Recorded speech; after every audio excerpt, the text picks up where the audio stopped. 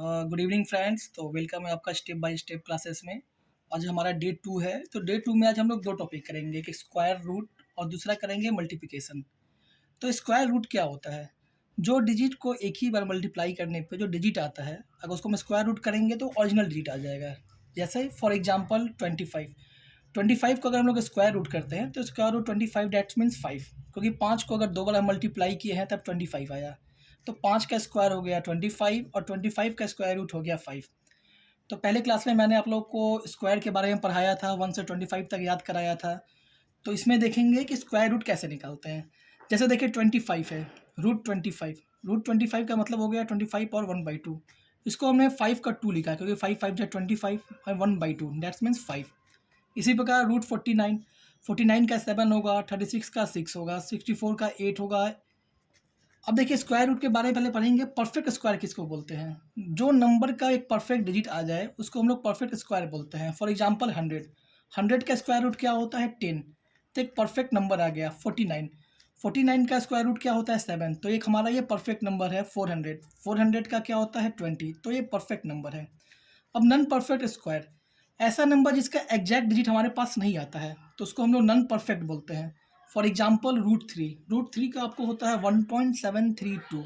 इसको हम करेंगे ये कंटिन्यू चलते रहेगा, तो एक परफेक्ट स्क्वायर नहीं है। रूट टू का होता है 1.414। तो ये आपको परफेक्ट स्क्वायर नहीं हो गया, नॉन परफेक्ट स्क्वायर। एक ट्रिक मैं आपको बताना चाहूँगा, 2 3 7 8 किसी भी डिजिट के लास्ट में अगर 2 रहे, 3 रहे, 7 रहे, 8 रहे तो वो नॉन परफेक्ट स्क्वायर होगा, उसका कभी भी एक परफेक्ट स्क्वायर नहीं आएगा। फॉर एग्जांपल 32 को अगर हम लोग करते हैं तो आप देख लो 32 का पावर हो जाएगा 16 × 2। इसका आंसर आपको आएगा 4√2।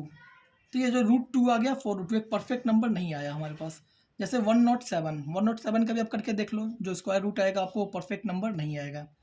चलिए सेकंड क्लास देखते हैं। जो बताया था मल्टीप्लिकेशन।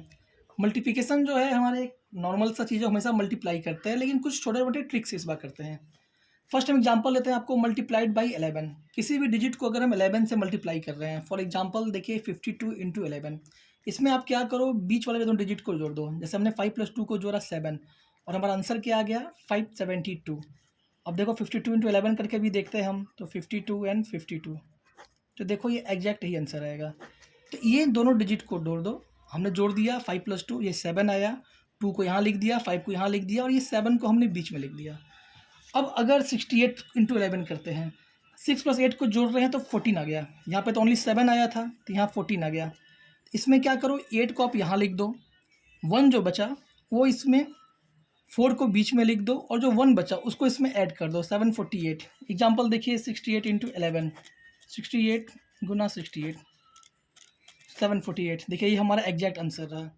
सेकंड देखते हैं मल्टीप्लाई बाई 5। अगर किसी नंबर को इवन नंबर है और उसको 5 से मल्टीप्लाई कर रहे हैं तो उससे अच्छा है उस नंबर को हाफ करो और जीरो लगा दो। फॉर एग्जांपल 64 × 5, 64 को हम हाफ कर देंगे तो क्या आ जाएगा 32 आ जाएगा और लास्ट में जीरो बैठा दो 320। 48 × 5, 48 को हम हाफ करते हैं तो क्या आ जाएगा 24 इंटू और लास्ट में एक जीरो। लेकिन इसमें कंडीशन क्या है कि नंबर आपका इवन होना चाहिए, ऑड नहीं। अब देखिए मल्टीप्लाइड बाई 25, किसी नंबर को अगर 25 से मल्टीप्लाई करना है तो उसका सबसे बेस्ट एग्जांपल है उस नंबर को 4 से डिवाइड करो और लास्ट में 2 जीरो बैठा दो। फॉर एग्जांपल 48 × 25, इसको अगर मल्टीप्लाई करना है तो हम 4 से डिवाइड करेंगे तो 12 आ जाएगा और 25 पे 2 जीरो और बैठा देंगे 1200। 60 × 25, 60 को डिवाइड कर दो 4 से तो हमारा 15 आ जाएगा और लास्ट में 2 जीरो बैठा दो 1500। अब देखो स्क्वायर एंडिंग 5, ये पिछले क्लास में भी बताया था कि किसी भी डिजिट के लास्ट में अगर 5 है और उसका हमको स्क्वायर निकालना है, इसमें हम क्या करेंगे 5 को मल्टीप्लाई करेंगे 25, 4 के बाद क्या आता है हमारा 5, तो 4 को 5 से मल्टीप्लाई कर दो, 4 5 जा 20। सेम देखिए 65, 5 को मल्टीप्लाई किए 2 बार 25, 6 के बाद क्या आता है 7, दैट्स मीन 4 2 2 5। इसी तरह अगर हम लेते हैं 85, तो 5 का 25 लिख दो, 8 के बाद क्या आता है आपका 9, 9 8 जा 72, तो 7225। नाउ नेक्स्ट देखिए, किसी नंबर को 99 से मल्टीप्लाई करना है तो उससे क्या है कि इस पर आप डबल जीरो बैठा दो और उस नंबर को माइनस कर दो। फॉर एग्जांपल 26 × 99, तो हमने क्या किया 76 पे 2 जीरो बैठा दिया -76। अब इन दोनों को माइनस कर दो तो ये आपका रिजल्ट आ गया। सेम देखिए 89 × 99, 99 से मल्टीप्लाई कर रहे हैं तो 8900, डबल जीरो बैठाने के बाद उस नंबर को आप माइनस कर दो, 89 को माइनस कर दो तो आपका वो एग्जैक्ट आंसर आ जाएगा। तो ये आपका आंसर रहेगा। एक ट्रिक और बताता हूँ मैं आपको 2 डिजिट का नंबर का। कभी भी ऐसा मल्टीप्लिकेशन रहे 2 डिजिट का और हमें फास्ट करना है, एक लाइन में बनाना है। तो सबसे पहले इन दोनों नंबर को मल्टीप्लाई करो।